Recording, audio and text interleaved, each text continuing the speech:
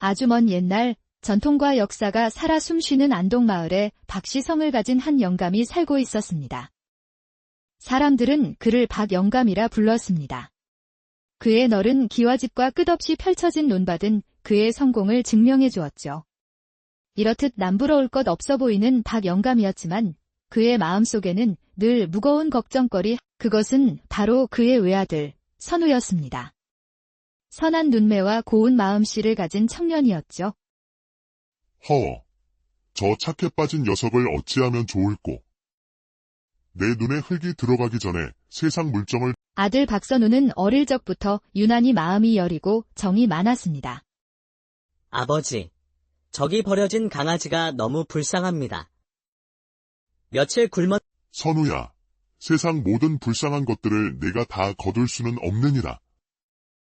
내 밥을 나눠주고 내 잠자리를 내어주면 너는 무얼 먹고 어디서 자. 저는 괜찮습니다. 제가 조금 덜 먹고 조금 불편하면 저 작은 생명을 살릴 수 있지 않습니까? 철저한 계산과 이윤을 설상가상으로 세월의 무게를 이기지 못한 그의 몸이 하루. 선우야, 이리 좀 와보거라. 그는 아들 선우를 조용히 불러 앉혔습니다. 선우야, 이 애비가 이제 살 날이 얼마 남지 않은 것 같구나. 허나, 내 그 여린 마음으로 이 큰 재산을 지키고 살아갈 수 있을지. 애비는. 아버지, 어찌 그런 말씀을 하십니까? 선우가 놀라 묻자 박영감은 묵직한 돈 보따리 하나를 내밀었습니다. 그 안에는 100냥이라는 거금이 들어있었죠. 여기 100냥이 있다. 이 돈을 가지고 나가 2배로 불려오너라. 어떤 방법을 쓰든 상관없다. 반드시 200냥을 만들어 와야 한다. 200냥이라니요. 아버지, 저는 단 한 번도 장사를 해본 적이 없습니다. 어찌 이 큰 돈을 2배로 불릴 수 있겠습니까? 자신이 없습니다. 아들의 자신감 없는 표정에 박영감은 깊은 한숨을 내쉬며 단호하게 말했습니다. 내 명을 따르지 못한다면 너에게는 단 한 푼의 재산도 물려주지 않을 것이다. 이 일을 마치기 전까지는 절대 집에 돌아올 생각도 말 거라. 박영감은 아들의 손에 돈 보따리 하나만 쥐어준 채 매정하게 그를 대문 밖으로 내보냈습니다. 혼잣말로, 아들아, 부디 이 애비의 깊은 뜻을 헤아려 세상의 이치를 깨닫고 돌아오너라. 그렇게 갑작스레 집에서 쫓겨난 선우는 무거운 책임감과 막막함을 안고 길을 나섰습니다. 혼잣말로, 아버지도 참. 갑자기 이 큰 돈을 2배로 불려오라니. 평생 돈 버는 일이라곤 해본 적이 없는데. 막막하구나. 선우는 어찌할 바를 모른 채 그저 발길 닿는 대로 무작정 걸었습니다. 돈 보따리의 무게보다 마음의 무게가 더욱 무겁게 느껴졌지요. 그렇게 며칠을 걷던 선우는 우연히 어느 큰 저작거리에 이르게 되었습니다. 그곳은 온갖 물건과 사람들로 북적이며 활기가 넘쳐 흘렀습니다. 달콤한 엿가락 사려. 아이들이 좋아하는 엿가락이요. 오늘 막 잡아온 싱싱한 생선이요. 둘러보시오. 선우는 시장을 이리저리 둘러보며 어떤 물건을 사야 돈을 불릴 수 있을지 깊은 고민에 빠졌습니다. 혼잣말로, 저 생선이 참으로 싱싱해 보이는구나. 저걸 사서 바다가 없는 저 너머 마을에 가서 팔면 비싸게 팔 수 있을지도 몰라. 혼잣말로, 하지마. 가는 길에 날이 더워 상하기라도 하면 어쩌지? 그럼 이 돈을 모두 날리게 될 텐데. 그는 다시 주변을 둘러보다가 아씨들의 눈길을 끄는 화려한 장신구 가게 앞에서 걸음을 멈췄습니다. 혼잣말로, 저런 옥비녀는 귀한 물건이니 부잣집 아씨들이라면 탐을 낼 게야. 이걸 사다 팔면 분명 큰 이윤을 남길 수 있을 테지. 혼잣말로, 아니야. 옥비녀 같은 귀한 물건은 아무나 사는 게 아니지. 내가 장신구에 대해 아는 것도 없는데 괜히 샀다가 오히려 손해를 볼지도 몰라. 그렇게 한참이나 고민하며 장을 둘러보다 보니 어느덧 해가 뉘엿뉘엿 지고 있었습니다. 활기 넘치던 시장은 파장 분위기로 접어들었지만 선우의 손에는 아무것도 들려있지 않았죠. 초조해진 선우는 뭐라도 사야 한다는 생각에 급히 시장 구석을 돌아다녔습니다. 그때 어디선가 아주 희미한 목소리가 들려왔습니다. 옷 사세요. 제발 옷 좀 사주시오. 들릴 듯 말 듯한 소리에 귀를 기울여 보니 소리는 시장 한 구석, 그의 발밑에서 들려오고 있었습니다. 고개를 숙여보자 그곳에는 한 노파가 바닥에 웅크리고 앉아 낡고 볼품없는 옷들을 팔고 있었습니다. 옷 사세요. 옷 좀 사주시오. 이걸 팔아야 집에 갈 수 있소? 빚을 갚고 아들이 있는 곳으로 갈 수 있단 말이오. 노파는 어설픈 솜씨로 기워진 옷가지를 늘어놓고 있었지만 지나가는 그 누구도 노파에게 눈길 한 번 주지 않았습니다. 그 모습을 본 선우는 마음이 아파와 노파에게 다가가 말을 걸었습니다. 할머님, 벌써 날이 다 저물었는데 이 낡은 옷들을 어찌 다 파시려 하십니까? 댁이 어디신지요? 제가 집까지 모셔다 드릴 테니 내일 다시 파시지요. 아니 돼오. 아니 돼. 이걸 다 팔기 전에는 절대 못 가오. 그래야 얼른 빚을 갚고 내 아들이 있는 곳으로 갈 수 있단 말이오. 선우는 자세한 사정은 몰라도 노파의 형편이 매우 어렵다는 것을 단번에 알 수 있었습니다. 차마 그냥 지나칠 수 없었죠. 그렇다면 제가 이 옷을 모두 사겠습니다.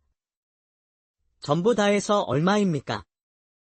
옷 한 벌에 한 냥이니 전부 100벌이라 딱 100냥만 주시오. 더도 말고 덜도 말고 딱 100냥. 선우는 품속에 든 돈 보따리와 함께 돈을 2배로 불려오라던 아버지의 엄한 목소리가 떠올랐습니다. 혼잣말로 이 돈을 모두 써버리며 아버지를 뵐 면목이 없는데? 선우가 한참을 망설이고 있는데 그의 눈에 노파의 모습이 들어왔습니다. 오랜 시간 아무것도 먹지 못한 듯 깡마른 몸, 차가운 바닥에 얼어붙은 주름진 손, 그리고 초점 없는 눈까지. 노파의 모습을 본 선우는 이내 마음을 굳게 다잡고 말했습니다. 할머님, 이 옷들을 모두 제게 주시지요. 제가 전부 사겠습니다. 이 옷을 전부 다 말이오? 예, 이걸 다 팔아야만 아드님을 뵈러 가실 수 있다면서요. 그러니 어서 제게 파십시오. 선우는 노파의 품 안에 돈주머니를 넣어주었습니다. 할머님, 여기 100냥입니다. 잃어버리지 마시고 어서 아드님을 뵈러 가십시오. 어서요. 아이고, 고맙소, 젊은이. 참으로 고맙소. 노파는 얼떨떨해하면서도 연신 고개를 숙여 감사 인사를 하고는 이내 장을 떠나갔습니다. 100벌의 옷을 산 선우는 이것들을 팔아보고자 전국을 떠돌아다녔습니다. 하지만 엉성하고 볼품없는 옷을 사겠다는 사람은 아무도 없었지요. 가진 돈을 모두 쓴 그는 길거리를 헤맸습니다. 추운 밤에는 찬 이슬을 맞으며 잠을 자야 했고 며칠씩 끼니를 거르기도 했습니다. 하지만 그럼에도 선우는 자신의 선택을 후회하지 않았습니다. 혼잣말로 지금쯤이면 그 할머님은 아드님을 만나셨겠지. 부디 그리운 얼굴을 마주하고 기뻐하셨으면 좋겠구나. 선우의 선행은 거기서 그치지 않았습니다. 그는 팔리지 않는 옷들을 자신보다 더 필요한 이들에게 나누어 주기 시작했습니다. 추위에 떠는 아이에게 옷을 입혀주고 구멍 뚫린 창호지를 옷으로 메워주기도 했지요. 돈 한 푼 받지 않고 베풀었으니 그의 옷들은 금세 사라져 갔습니다. 그렇게 시간이 흘러 어느덧 선우의 손에는 단 한 벌의 옷만이 남아 있었습니다. 그제야 그는 현실을 깨닫기 시작했죠. 혼잣말로 이 옷마저 없으면 나는 정말 아무것도 없이 길거리를 떠돌게 될 거야. 날은 점점 추워지는데 어떻게든 이 마지막 옷을 팔아야 할 텐데.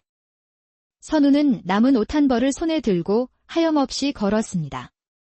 시간은 흘러 어느새 해가 저물고 그는 피곤한 몸을 이끌고 냇가 옆 커다란 나무 밑에 자리를 잡았습니다.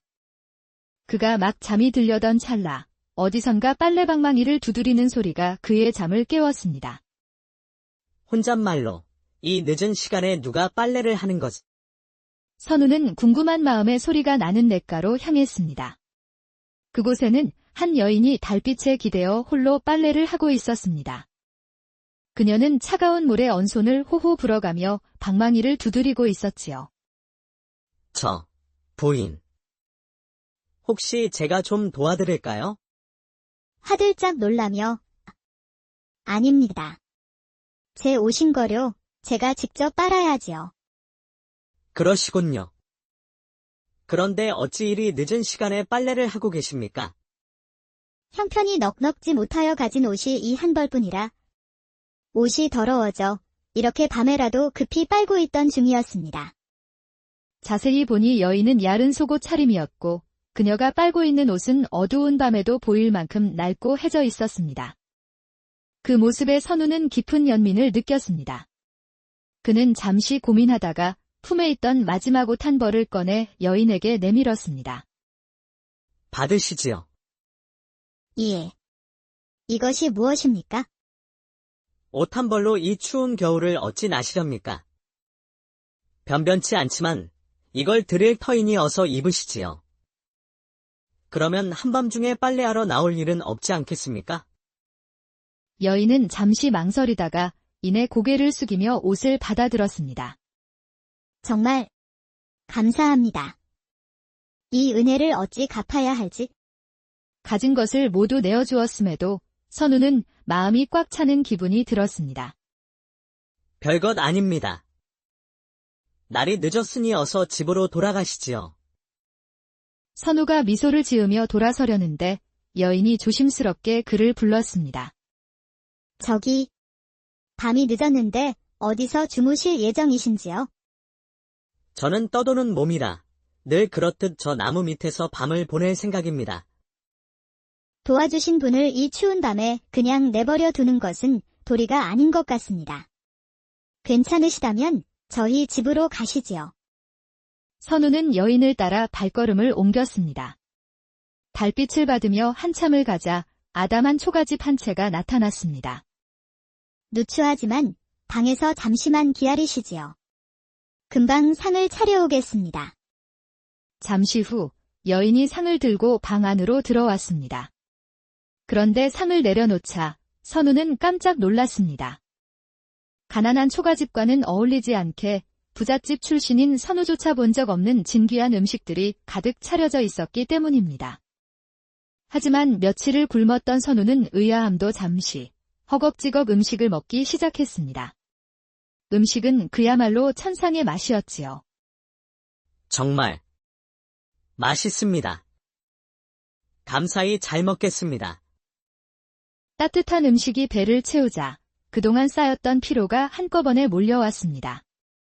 선우는 자기도 모르게 그만 깊은 잠에 빠져들고 말았습니다. 다음 날 아침, 선우는 따사로운 햇살에 잠에서 깼습니다.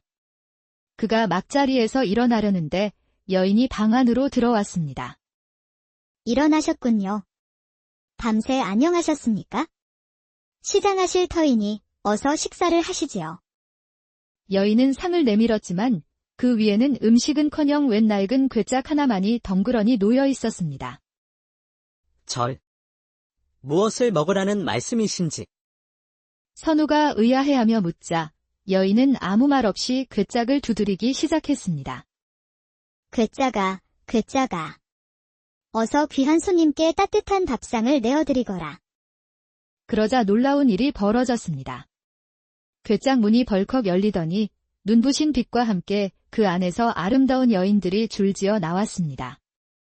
여인들은 일사불란하게 움직이며 선우의 앞에 순식간에 진수성찬을 차려주었습니다.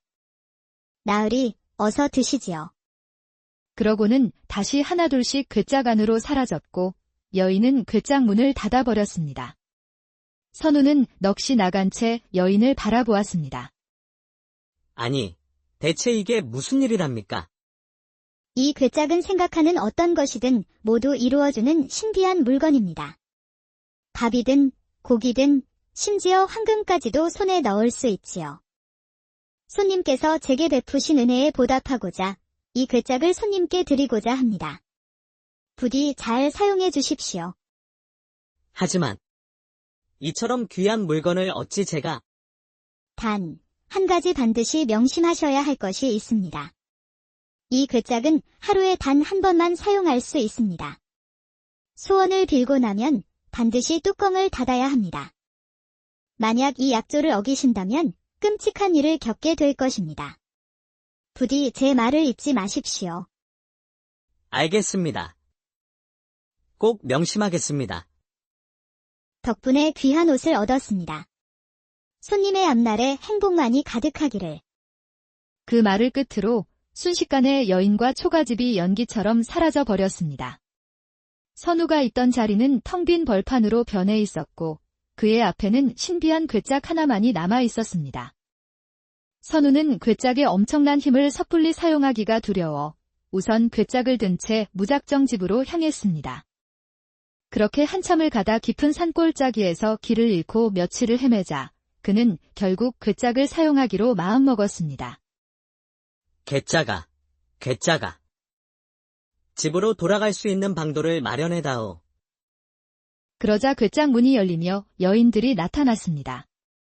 그녀들의 손에는 눈처럼 새하얀 백마의 곡기가 들려 있었지요. 나으리, 어서 타시지요. 이 말이 나으리를 집으로 모셔다 드릴 겁니다. 선우가 말 위에 올라타자 여인들은 괴짝으로 돌아갔습니다. 백마는 바람을 가르며 달려 한 달 거리를 단 하루 만에 주파하여 선우를 고향집 앞에 내려주었습니다. 아버지! 제가 돌아왔습니다. 아들의 목소리에 박영감은 버선발로 뛰쳐나와 아들을 반겼습니다. 아이고, 내 아들. 드디어 돌아왔구나. 박영감은 아들을 끌어안고 기뻐했지만 이내 그의 허름한 차림새를 보고는 표정이 굳어졌습니다. 그런데 내가 준 백냥은 어찌 되었느냐? 2배로 불려오기 전까진 돌아오지 말라 하였거늘 설마 그 큰 돈을 모두 잃었단 말이냐? 그러자 선우는 아무 말 없이 아버지를 방으로 모시고 들어갔습니다. 이놈아! 속 터져 죽겠다. 벙어리가 되어 돌아왔나? 뭐라고 말이라도 좀 해보거라. 아버지가 가슴을 치며 하소연하자 선우는 빙그레 웃으며 품고 있던 괴짝을 꺼내 두드렸습니다. 괴짜가, 괴짜가. 금은 보화를 가득 내어놓거라. 선우의 말이 떨어지기 무섭게 괴짝에서 눈부신 황금과 보물들이 산더미처럼 쏟아져 나왔습니다. 그 광경을 본 박영감은 입을 떡 벌린 채 아무 말도 하지 못했지요. 아버지, 주신 돈을 2배로 불려오라 하셨지요. 이 괴짝은 원하는 것은 무엇이든 얻을 수 있는 귀한 보배입니다. 200냥, 아니 2000냥, 2만 양보다도 훨씬 귀할 것입니다. 아들의 말을 들은 박영감은 감탄을 금치 못했습니다. 아이고, 내 아들. 내가 참으로 대단한 것을 구해왔구나. 장하다, 내 아들. 껄껄껄. 그날 이후 박씨 집안은 임금님도 부럽지 않을 만큼 어마어마한 부를 쌓게 되었습니다. 신비한 괴짝에 대한 소문은 금세 온 마을로 퍼져나갔지요. 그러던 어느 날 그 소문을 들은 고을의 원님, 김사또가 박씨의 집을 찾아왔습니다. 이리 오너라. 내 듣자하니 이 집에 아주 신기한 보배가 있다 하던데 그 소원을 들어준다는 물건이 사실인가? 아이고, 사또나리. 누추한 곳에 어인 일. 예, 제 아들의 괴짝을 말씀하시는 모양입니다. 그래, 바로 그 괴짝. 내 한번 볼 수 있겠는가? 잠시 후 선우가 괴짝을 가지고 나왔습니다. 김사또는 괴짝의 허름한 외관을 보고는 탐탁지 않은 표정을 지었지요. 진기한 보물이라더니 막상 보니 볼품없기 짝이 없군. 혹 나를 속이려 엉뚱한 물건을 가져온 것은 아니겠지? 그럴 리가 있겠습니까? 못 믿으시겠다면 이 괴짝의 신비함을 직접 보여드리겠습니다. 선우는 자신있게 괴짝을 두드리며 원님을 위한 진수성찬을 차려내게 했습니다. 눈앞에서 벌어지는 기적을 본 김사또는 놀라움을 감추지 못했습니다. 이럴 수가. 과연 소문대로구나. 대체 이 귀한 것을 어디서 구했는가? 선우가 괴짝을 얻게 된 과정을 모두 이야기하자 김사또는 눈을 번뜩이며 입을 열었습니다. 호, 이걸 내게 잠시 빌려줄 수 있겠는가? 예. 빌려달라니요. 다른 것이 아니라 얼마 전 임금님께서 내게 농지 개간을 명하셨다네. 이 괴짝의 힘만 빌릴 수 있다면 백성들을 고생시키지 않고도 수월하게 일을 마칠 수 있을 것 같아서 말일세. 사또, 송구하오나 이 괴짝은 저에게 너무나도 소중한 물건이라 빌려드리긴 어렵겠습니다. 내가 어디나 좋자고 이러는가? 이 모두가 굶주리는 백성들을 위한 일이 아니겠는가?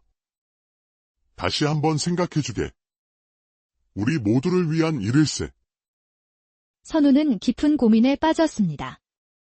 착한 그는 백성들을 위한다는 사또의 말을 차마 거절할 수 없었지요. 사또의 말씀이 맞습니다. 백성들을 위한 일인데 당연히 빌려드리는 것이 옳지요. 여기 있습니다. 부디 잘 사용해 주십시오. 역시 나라를 생각하는 훌륭한 인물이로구나. 고맙네. 한 달 뒤에 꼭 돌려주도록 하겠네. 하지만 백성들을 위하겠다는 사또의 말은 모두 거짓이었습니다. 그는 괴짝을 오로지 자신의 사리사욕을 채우기 위해 사용하기 시작했습니다. 괴짜가. 김대감께 뇌물로 바칠 귀한 보물을 내놓거라. 껄껄껄. 이제 나도 이 시골을 벗어나 한양으로 가는 거야. 한 달이 넘도록 사또는 매일같이 괴짝을 두드리며 재산을 불려나갔습니다. 하지만 이 사실을 알 리 없는 선우는 약속한 한 달이 지나자 사또를 찾아갔지요. 사또, 이제 약속한 날짜가 되었으니 제 기짝을 돌려주시겠습니까? 시치미를 떼며 괴짝을 돌려달라니. 내가 분명 이 괴짝을 나라를 위해 써달라며 내게 바치지 않았는가? 예. 아니, 그게 무슨 말씀이십니까? 분명 한 달만 빌려드린다고 약속하지 않으셨습니까? 네 이놈.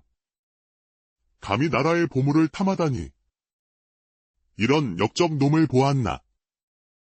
여봐라. 저놈을 당장 끌어내 곤장을 매우 쳐라. 그렇게 선우는 억울하게 곤장을 맞고 쫓겨나고 말았습니다. 한편 괴짝을 차지한 사또는 석 달이 지나자 자신의 생일잔치를 성대하게 열었습니다. 그가 뇌물을 바친 수많은 고관대작들이 그의 생일을 축하하기 위해 찾아왔지요. 괴짜가. 오늘 이 자리에 모인 귀한 손님들이 모두 만족할 수 있도록 세상에서 가장 성대한 진수성찬을 차려오너라. 괴짝에선 아름다운 여인들이 나와 눈 깜짝할 사이에 화려한 잔치상을 차렸습니다. 손님들은 모두 감탄을 금치 못했지요. 잔치 분위기가 무르익을 무렵 갑자기 문이 열리며 나는 새도 떨어뜨린다는 권세가 박정승이 나타났습니다. 이곳 잔치가 대단하다는 소문이 자자하여 내 직접 와보지 않을 수가 없었네? 아이고, 정승나리. 누추한 곳까지 어찌 몸소 발걸음을 하셨습니까? 여봐라. 어서 박정승님께 드릴 거한 상을 차려오너라. 하지만 아무리 기다려도 상은 나오지 않았습니다. 괴짝의 여인들이 이미 소임을 다하고 괴짝 안으로 돌아가 문이 닫혀버렸기 때문이죠. 당황한 사또의 머릿속에 괴짝은 하루에 한 번만 써야 한다는 말이 스쳐 지나갔습니다. 혼잣말로. 에이, 지금 그게 대수랴. 박정승님을 대접하는 것이 더 중요하지. 어서 나와 진수성찬을 차리거라. 어서.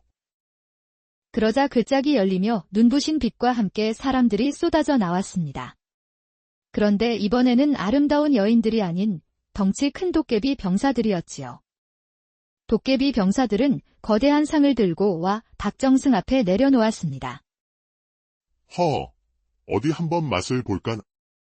왜? 이게 무슨 냄새냐? 상 위에는 진귀한 음식 대신 냄새가 진동하는 더러운 오물이 잔뜩 담겨 있었습니다. 내 이놈. 감히 나를 능멸하고도 무사할 줄 아느냐. 내 너를 절대로 가만두지 않겠다. 얼굴이 울그락불그락해진 박정승은 자리를 박차고 나가버렸습니다. 사또는 화가 머리끝까지 치밀어 도깨비 병사들에게 소리쳤지요. 이 썩어 문드러질 놈들아. 어찌하여 이따위 음식을 내왔단 말이냐. 당장 내 눈앞에서 꺼지거라. 그러자 도깨비 병사들의 얼굴이 흉측한 야차의 모습으로 변했습니다. 그들은 품속에서 몽둥이를 꺼내 휘두르기 시작했지요. 내 놈의 욕심이 화를 불렀다. 어리석은 인간아. 잔치장은 순식간에 아수라장이 되었습니다. 이 소식을 들은 선우는 혹시나 하는 마음에 사또의 집으로 향했습니다. 그곳에는 야차 같은 사내들이 계속해서 쏟아져 나오고 있는 괴짝이 있었습니다. 선우가 급히 괴짝 문을 닫으려 했지만 문은 꿈쩍도 하지 않았습니다. 혼잣말로 사또가 규칙을 어긴 것이 분명해. 스스로 벌을 자초한 것이니 내가 도와줄 필요가 있을까? 나를 이리 만든 사람이니 벌을 받아 마땅하지. 그런 마음에 선우는 괴짝에서 손을 떼고 돌아서려 했습니다. 하지만 그의 눈앞에 펼쳐진 끔찍한 광경에 마음이 흔들렸습니다. 쓰러져 고통스러워하는 사람들, 그리고 죄 없는 하인들까지 다치는 것을 보니 차마 발걸음을 뗄 수가 없었습니다. 혼잣말로 아니야. 이대로 두고 떠날 수는 없어. 저 사람들은 죄가 없지 않은가? 내가 빌려준 괴짝이 이런 일을 불렀으니 이 혼란을 수습하는 것은 나의 몫이다. 결심을 굳힌 선우는 괴짝을 다시 집어들고는 바닥을 향해 힘껏 내던졌습니다. 괴짝이 산산조각 나자 집안을 휘젓고 다니던 도깨비 병사들은 한순간에 연기처럼 흩어져 사라졌습니다. 그러자 부서진 괴짝 사이로 환한 빛이 뿜어져 나오더니 이내 한 여인의 형체로 뭉쳤습니다. 그녀는 바로 지난날 괴짝을 주었던 그 여인이었습니다. 감사합니다. 당신 덕분에 마침내 저주에서 풀려나게 되었습니다. 저주라니요. 그게 무슨 말씀이십니까? 저는 본디 하늘나라의 선녀입니다. 허나 옥황상제님의 뜻을 어기고 인간들을 도왔다는 죄로 인간의 탐욕을 시험하는 이 괴짝에 갇히는 벌을 받았습니다.